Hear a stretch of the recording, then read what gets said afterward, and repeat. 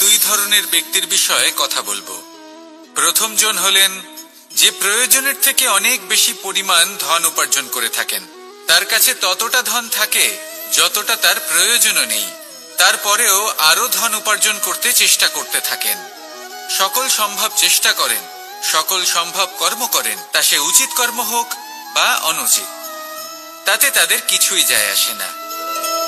তারা শুধুই এই সংসারের সকল সুখ ভোগ করতে চান, সকল স্বাচ্ছন্দ্য লাভ করতে চান। আজীবন তারা প্রচেষ্টাই করতে থাকেন। এবার এই করতে গিয়ে তারা ভারাক্রান্ত হয়ে সমস্যার সম্মুখীন হন। এনাদের সমগ্র জীবন এই চেষ্টাতেই চলে যায়, জীবন যাপন করার বদলে।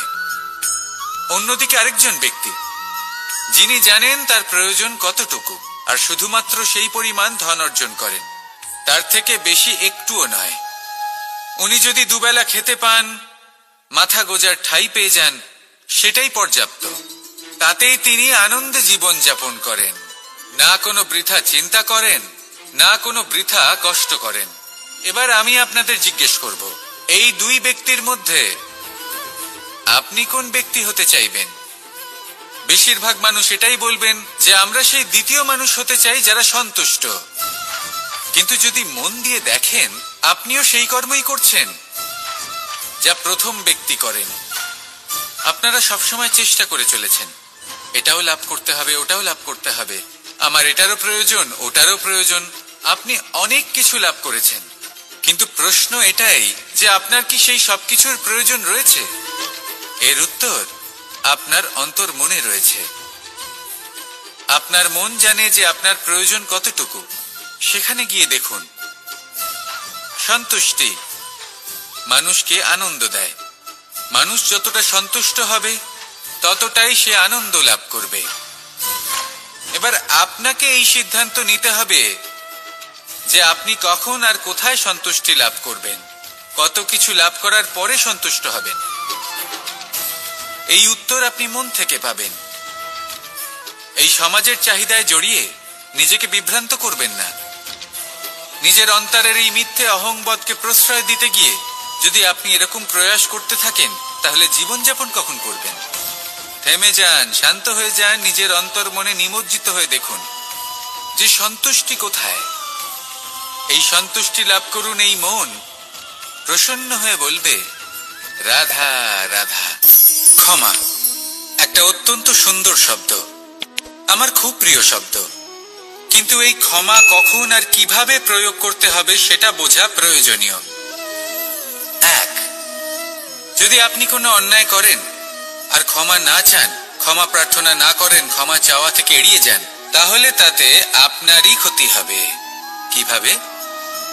ক্ষমা না চাইলে মনের মধ্যে অহংকার জাগ্রত হয়, আর অহংকার তো প্রকৃত অর্থে আমাদের ক্ষতিই করে। দুই, কেউ যদি অপরাধ করেন, আপনার থেকে ক্ষমা না চান, তাহলে তাকে ক্ষমা করবেন না। ক্ষমা হলো অত্যন্ত অমূল্য, আর না চাইতেই কাউকে ক্ষমা দান করা এটা উচিত নয়। তিন, যদি কেউ আপনার সাথে অনুচিত কিছু করেন, অপরাধ করেন, আর আপনার থেকে ক্ষমা চান, তাহলে তাকে ক্ষমা করে দিন। তাতে আপনার অন্তরের করুণাবোধ জাগ্রত হবে, প্রেম জাগ্রত হবে, আর তা আপনার জন্য শুভ হবে। চার, যদি আপনি নিজে কোনো অপরাধ করেন, তাহলে অবশ্যই ক্ষমা চাইবেন। তাতে আপনারই লাভ হবে। কিভাবে? সামনের ব্যক্তি আপনাকে ক্ষমা করুক বা না করুক, আপনার অন্তরের অহংকার ক্ষীণ হবে, আর এই মন আরো নির্মল হয়ে উঠবে। এই ক্ষমা অত্যন্ত অমূল্য, ভেবেচিন্তে একে ব্যবহার করুন, আর আমার সাথে ভালোবেসে বলুন, রাধা রাধা।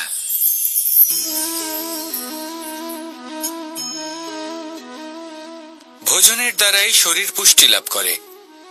ছোটবেলা থেকে আজ পর্যন্ত যাই আপনার ভোজন হয়ে থাকুক, যাই আপনার আহার হয়ে থাকুক, সেই অনুসারেই আপনার শরীর গঠিত হয়েছে। এই ভোজন অত্যন্ত গুরুত্বপূর্ণ, সেজন্য এর প্রত্যেক অংশকে বোঝা খুব আবশ্যক। প্রথম অংশ, যে আমরা কি গ্রহণ করছি, এই ভোজন কোন স্থান থেকে আসছে সেটা বুঝুন। দ্বিতীয় অংশ, ভোজন কে বানাচ্ছেন? এই ভোজন সর্বশ্রেষ্ঠ তখনই হয় যখন মাতার হাতে তৈরি করা ভোজন হয়। কিন্তু যদি মাতার তৈরি করা ভোজন আপনি প্রাপ্ত নাও করতে পারেন, তাহলে সেই ব্যক্তির ভোজন তৈরি করা উচিত যিনি সাত্ত্বিক। তৃতীয় অংশ, কোন স্থানে আপনি ভোজন গ্রহণ করছেন? যে স্থানে আপনি ভোজন গ্রহণ করছেন তা সাত্ত্বিক হওয়া উচিত। তা হলো অত্যন্ত গুরুত্বপূর্ণ। এবং চতুর্থ সবথেকে গুরুত্বপূর্ণ অংশ, তা হলো এই ভোজন আপনি যার দ্বারা প্রাপ্ত করেছেন, যেখান থেকে প্রাপ্ত করেছেন, যে স্থানে বসে আপনি ভোজন গ্রহণ করছেন তার প্রতি কৃতজ্ঞতা প্রকাশ করুন এবং ভোজন পূর্ণরূপে সমাপ্ত করুন। তবেই এই ভোজন আপনাকে সুখী জীবন দান করবে, সুস্থ শরীর দেবে, আর এই মন তা সুপ্রসন্ন হয়ে বলবে, রাধা রাধা। আমি এখানে একা এই বনে বসে আছি, বাঁশি বাজাচ্ছি। কার জন্য? কে আছেন এখানে? কেউ নেই। আমার প্রজা, আমার রাজ্য, আমার পরিবার আমার থেকে অনেক দূরে আছেন। আমি এখানে একা এই বনে বসে এই আকাশের এই রঙের, গাছের এই সব ফলের, মাটির সুবাসের আনন্দ উপভোগ করছি। কেন? আমি হলাম দ্বারকাধীশ। এমন কি রাজকীয় বা ভৌতিক সুখ রয়েছে যে আমি ওখানে পেতে পারি না? সবকিছুই পেতে পারি, তাও এখানে বনে একা বসে আছি। কোন সুখ খুঁজে চলেছি? একা থাকার সুখ। আমরা প্রত্যেকদিন অনেক মানুষের সাথে, চিন্তাধারার সাথে, কর্মের সাথে, পরিস্থিতির সাথে সুখ দুঃখের দ্বারা বেষ্টিত থাকি। জীবনের এই চক্রে আমরা জড়িয়ে পড়তে থাকি। যতই আমরা এই সমস্যার সমাধান করি, আমরা ততই এতে জড়িয়ে পড়ি। আমরা এতটাই জড়িয়ে পড়ি যে যখন আমরা আয়নায় নিজেদের দেখি, তখন আমরা নিজেদের চিনতেই পারি না। এমন মনে হয় যেন আমরা নিজেদের হারিয়ে ফেলেছি। সেই জন্য প্রত্যেক দিন আপনি কিছু সময় নিজের সাথে কাটান একান্তে। এটা অত্যন্ত আবশ্যক। নিজের অস্তিত্বের গভীরে গিয়ে দেখতে শিখুন, নিজেকে বুঝুন। অদ্ভুত শান্তির অনুভূতি হবে। যেমন এই বায়ু, এই বৃক্ষ, এই পুষ্প, এই নিসর্গ, এদের মতো আপনিও কখনো একলা হতে শিখুন। কখনো নিসর্গের একটা অংশ হয়ে দেখুন। এই মন প্রসন্ন হয়ে বলবে, রাধা রাধা।